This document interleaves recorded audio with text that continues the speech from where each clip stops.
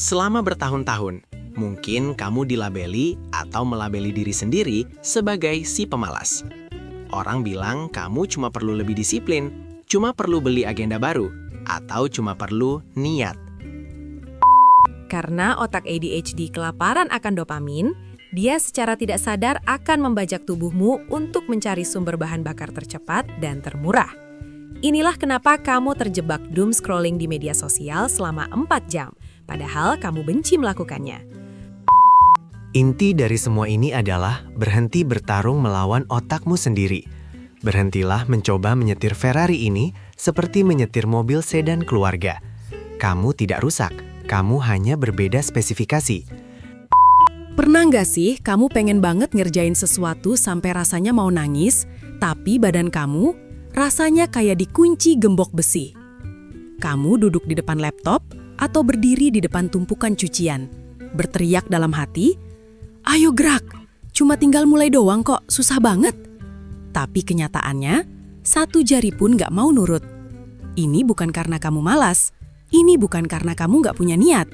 Ini adalah rasa sakit fisik yang nyata dari sebuah fenomena yang sering disalahartikan. Selamat datang di dunia ADHD paralisis atau kelumpuhan eksekutif. Selama bertahun-tahun, mungkin kamu dilabeli atau melabeli diri sendiri sebagai si pemalas. Orang bilang kamu cuma perlu lebih disiplin, cuma perlu beli agenda baru, atau cuma perlu niat. Tapi coba pikirkan ini. Orang malas itu menikmati kemalasannya. Mereka santai, mereka tidak merasa bersalah saat tidak bekerja. Tapi kamu tersiksa. Kamu stres berat saat tidak produktif. Perbedaan mendasar antara kemalasan dan disfungsi eksekutif adalah adanya penderitaan. Jika kamu ingin melakukannya tapi tidak bisa, itu bukan masalah karakter. Itu masalah kimiawi. Dr. Edward Hallowell, seorang pakar psikiatri terkemuka, memberikan analogi terbaik untuk otak ADHD. Bayangkan, kamu memiliki sebuah mobil balap Ferrari. Mesinnya kuat, potensinya luar biasa, desainnya dirancang untuk kecepatan tinggi.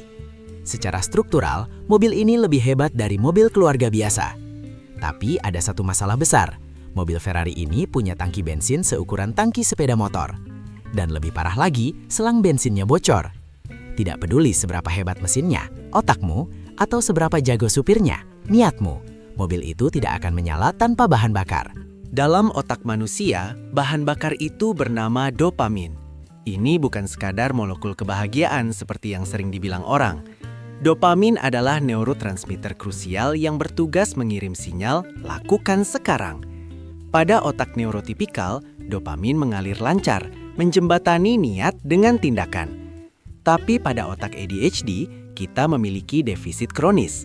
Entah produksinya kurang, atau reseptornya yang terlalu cepat menyerap kembali dopamin itu sebelum sempat bekerja. Akibatnya, jembatan antara aku tahu harus ngapain dan aku sedang melakukannya itu runtuh. Fungsi eksekutif di otak bagian depan adalah CEO dari kehidupan kita. Dia yang bertugas mengatur prioritas, memulai tugas, dan menahan impuls. Tapi tanpa dopamin yang cukup, CEO ini tertidur di meja kerjanya. Kamu tahu kamu harus mengerjakan skripsi, laporan kantor, atau sekadar mandi. Kamu menekan tombol start di otakmu berulang kali. Klik, klik, klik. Tapi mesinnya tidak menyala. Ini bukan karena kamu membangkang. Ini karena sistem pengapian biologismu kekurangan percikan api yang dibutuhkan untuk memulai pembakaran. Karena otak ADHD kelaparan akan dopamin, dia secara tidak sadar akan membajak tubuhmu untuk mencari sumber bahan bakar tercepat dan termurah. Inilah kenapa kamu terjebak doom scrolling di media sosial selama 4 jam, padahal kamu benci melakukannya. Atau kenapa kamu tiba-tiba ingin makan gula berlebih atau bermain video game semalaman. Otakmu sedang panik mencari remah-remah dopamin instan hanya untuk merasa normal. Kamu bukan sedang bersenang-senang. Kamu sedang melakukan pengobatan mandiri yang tidak sadar dan seringkali destruktif. Setelah fase pencarian dopamin murah itu selesai, datanglah tamu tak diundang, rasa bersalah. Kamu melihat jam, menyadari waktu telah habis dan pekerjaan belum tersentuh. Kamu mulai memaki diri sendiri. Kenapa aku begini lagi? Rasa bersalah ini justru menguras sisa-sisa energi mentalmu, membuat kadar dopamin semakin drop, dan membuatmu semakin sulit untuk memulai tugas di hari berikutnya. Ini adalah lingkaran setan yang menghancurkan harga diri banyak orang cerdas yang tidak terdiagnosis atau tidak paham cara kerja otaknya. Tapi tunggu, ada anomali. Ada saat-saat di mana kamu bisa bekerja 12 jam non-stop tanpa makan, tanpa minum, dan menghasilkan karya jenius.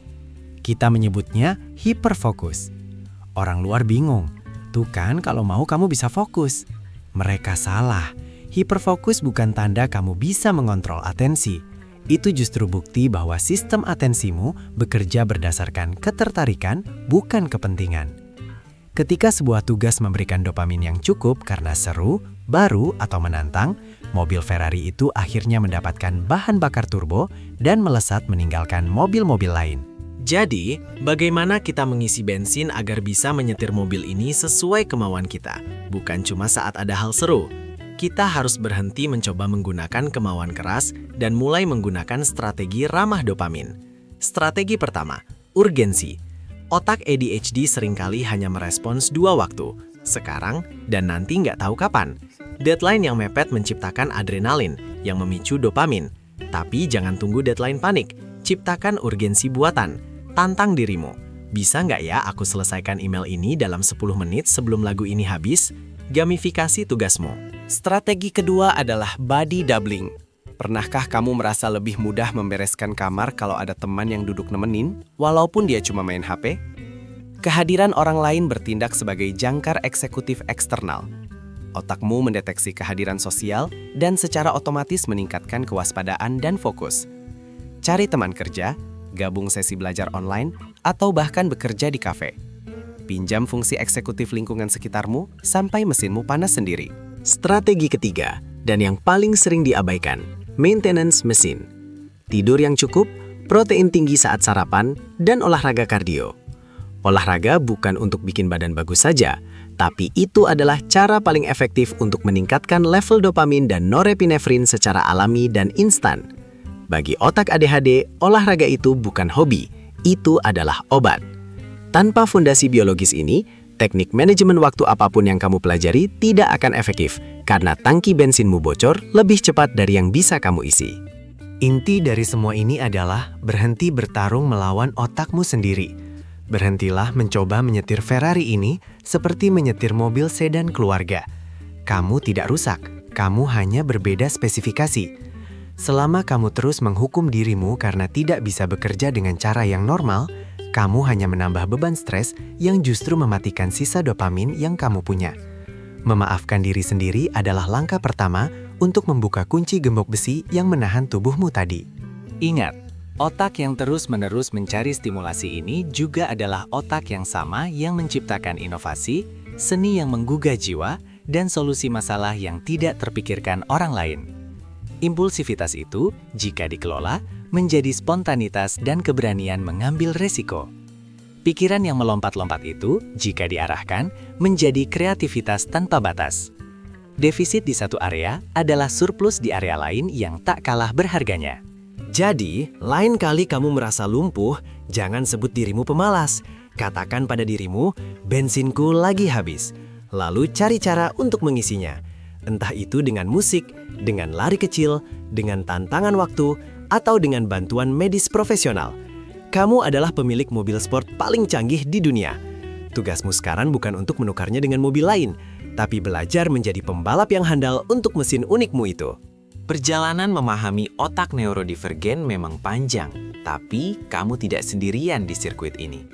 Jika video ini membantumu memahami kenapa hidup terasa begitu berat, bagikan ke temanmu yang mungkin juga sedang berjuang sendirian. Jangan lupa like dan subscribe untuk insight psikologi lainnya. Sampai jumpa di garis finish berikutnya. Tetaplah bergerak, sekecil apapun itu.